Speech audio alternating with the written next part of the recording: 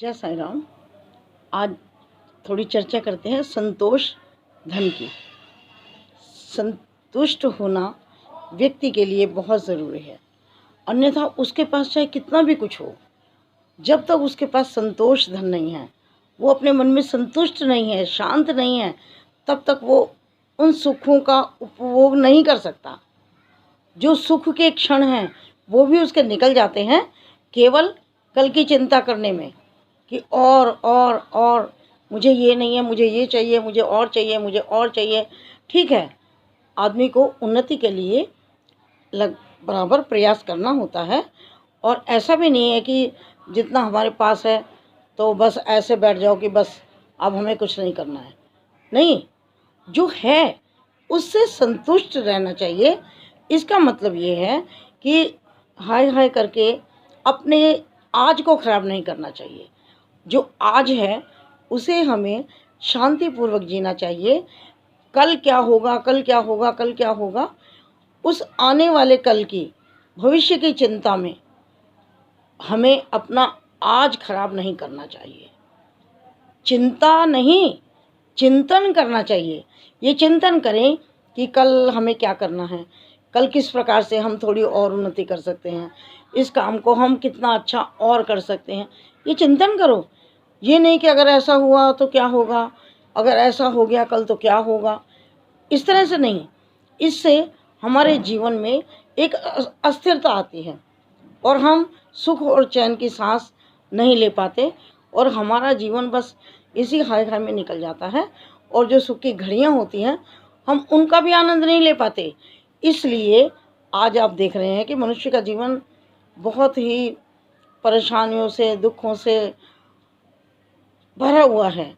किसी न किसी समस्या को लेकर के हम सभी परेशान रहते हैं, लेकिन उसमें भी हमें अपने मन को शांत करने का कोई तरीका ज़रूर खोजना चाहिए कि हम खुशी के छोटे छोटे क्षणों को संजोएं। छोटी छोटी खुशियों को, आपने साईं सच्चिदानंद में पढ़ा था ना कि उनकी नौकरानी थी, काका साहब दीक्षित जी की नौकरानी थी, और फटे हुए कपड़ों में बड़े भजन गा रही थी और बड़ी मस्त थी, और दासगणु जी के कहने से उनको नई साड़ी लेकर दे दी। वो अगले दिन नई साड़ी पहन करके खूब खुश हुई, और उससे अगले दिन नई साड़ी को उतार के रख दिया, लेकिन वो फिर भी खुश थी, उतनी ही खुश थी। क्यों थी? क्योंकि उसने उस खुशी की क्षण को अपने दिमाग में बिठा लिया था। वो उसको स्मरण करके याद थी, खुश थी कि कितनी अच्छी साड़ी पहनी थी मैंने।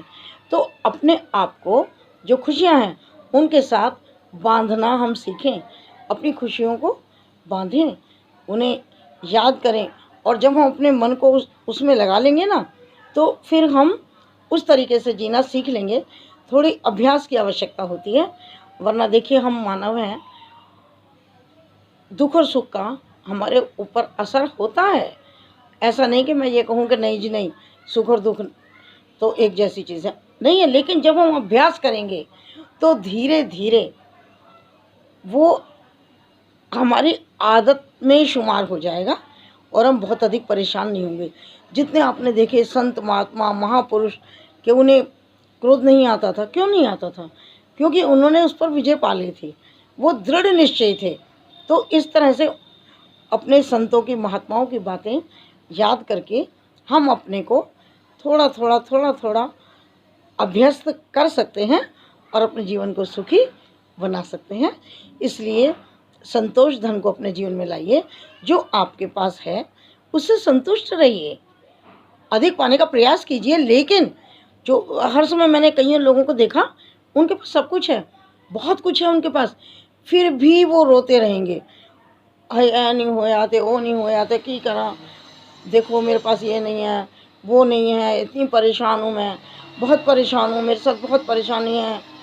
मतलब कि जो परेशानी वो तो है, उसे बार बार याद करके परेशान हूँ परेशान हूँ परेशान हूँ, और परेशानी को बुला लेते हैं, निमंत्रण दे देते हैं कि आओ मुझे घेरो।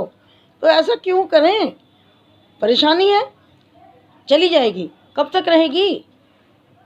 इसलिए अपने आप को थोड़ा प्रसन्न और संतुष्ट रखने का प्रयास करना चाहिए। जय साईं राम।